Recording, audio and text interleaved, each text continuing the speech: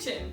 It's currently being renovated, as you can see, but we're gonna work around it. I would just like to give a shout out to Kate Barclay, my roommate. She's a hospitality major and gave me this fun outfit. So, thank you, Kate. Today, we are going to be making German pancakes. German pancakes has been a recipe in my family for many generations, and it's one of those things that we always eat when we're together. So to get started, you're going to want to preheat that oven to 400 degrees. Now, the secret to this recipe is to take the chill off of everything. So you're going to want to put that 3/4 cup milk in the microwave and zap it for 30 seconds so that it's not chilled from the fridge. Another big thing to the recipe is mixing your wet and dry ingredients separately and then all together at the end. So the next thing is the eggs. You're going to want to take 3 room temperature eggs, again taking off that chill, and mix it in with your 3/4 cup milk. In our book, we read about pluralism, which is the process of preserving cultural differences and knowledge. And while my family's not German, I think this is a fun way to celebrate other cultures. It's something different, and it makes people wonder what it is. A splash of vanilla.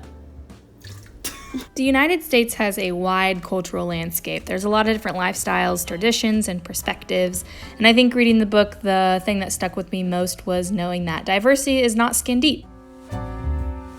Now you have to mix the dry ingredients, but you have to mix them separately from the wet ingredients. So we're gonna do that now.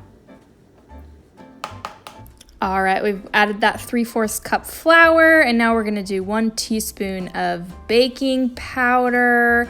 And after that, you're gonna want to add some salt. So you'll keep that teaspoon out and also add a 1 teaspoon of salt, and then you'll go ahead and mix that up. Now it's time to add and incorporate both the dry and wet ingredients. The one thing I regret doing here is not sifting the dry ingredients. It left my batter a little chunky, but that's okay, we whisked it out. Now you're gonna wanna stir and stir until it's nice and smooth.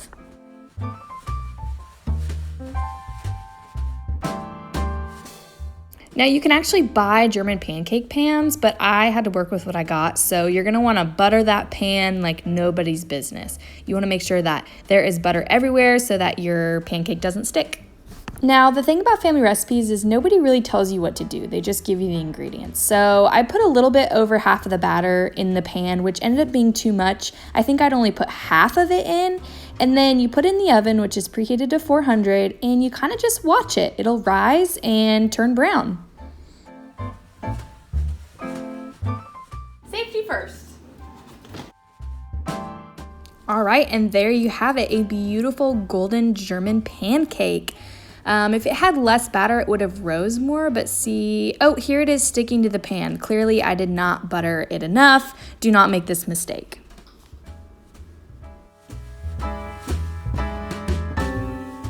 Make sure you butter your pan. Better than I did. Okay. Powdered sugar topping is a must. Take some lemon juice, usually fresh squeezed, but we're working with what we got.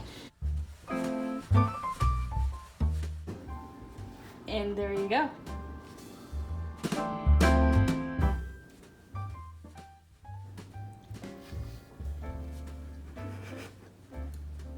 That's pretty good.